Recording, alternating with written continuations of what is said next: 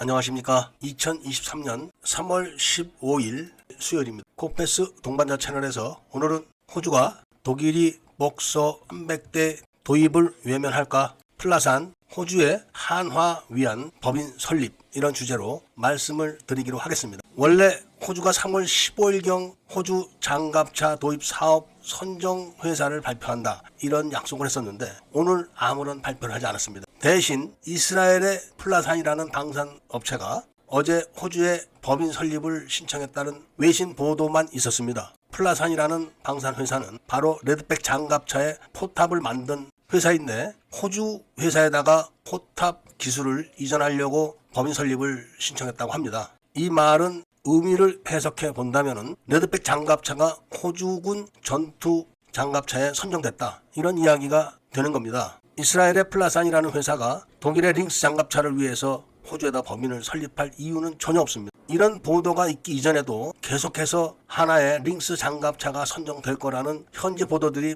빗발쳤었습니다. 그렇기 때문에 독일은 갑자기 호주에서 생산하고 있는 복스 장갑차를 300대가량 도입하겠다. 왜냐하면 독일 현지 공장에 캐파가 꽉 차서 그렇다, 이런 발표를 했습니다. 그러니까 호주가 한화의 레드백 장갑차 선정 발표를 하지 못하게 미끼를 던진 거죠. 그럼에도 불구하고 이스라엘의 플라산 회사가 호주 업체에 레드백 장갑차의 포탑 기술을 이전해주기 위해서 법인을 설립했다. 이거는 상당히 의미가 있는 겁니다. 물론 호주 정부가 하나의 레드백 장갑차를 호주 육군 사업 선정자로 결정했다, 이런 발표가 나오는 것이 가장 정확하지만 선정자 발표를 계속 미루고 있고 언론 보도들은 이렇게 보도를 하고 있기 때문에 그 소식을 전해드리는 겁니다. 이미 많은 밀매분들이 호주의 레드백 장갑차 이야기가 나오면은 벌써 신경질적인 반응을 보입니다. 지겹다, 이런 거죠. 그렇지만 호주 장갑차 선정 발표가 우리나라 방산업체에 끼치는 그 영향력은 굉장히 심각한 겁니다. 중대하죠.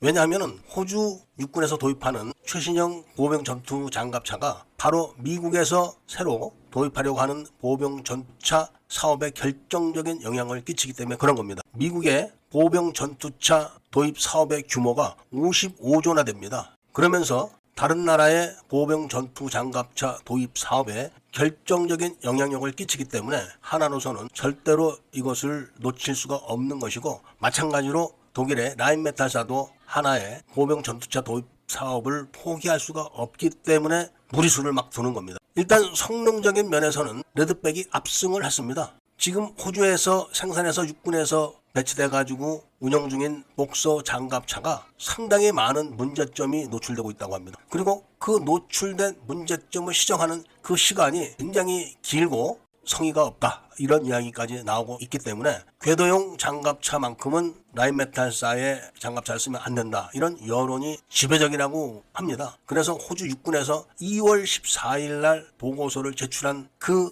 내용이 레드백을 선정해야 된다, 이렇게 딱 지정을 했다고 합니다. 그리고 그 내용을 하나에 통보를 했었기 때문에 이번에 플라산이라는 이스라엘 협력 업체가 호주의 법인을 신청을 한 게 아닐까, 이런 생각을 다 하게 되는 겁니다. 이미 독일에서 생산한 장갑차들이 나토 훈련 중에서 다 고장을 일으켜가지고 독일 국방부 장관이 직접 기한을 설정해서 수리를 명령을 했고, 그 장갑차의 50% 지분을 라인메탈이 갖고 있는 것까지도 보도가 다 됐기 때문에 호주 정부가 제정신이 있다면은 절대로 라인메탈의 린스 장갑차를 보고서대로 결정을 해서는 안 된다는 것이 중론이죠. 평가대로 하나의 레드백 장갑차가 호주 정부에 의해서 정부로 선정 발표가 나오게 되면은 하나라는 회사의 위상이 달라지는 것. 미국이라고 고장률이 높고 문제가 계속 드러나는 독일의 라인메탈 링스 장갑차를 선정하겠습니까? 미국에서 하나의 레드백 장갑차가 미 육군과 해병대의 보병 전투 장갑차로 지정이 되게 되면은 단일 무기로서 50조가 넘는 수출 금액이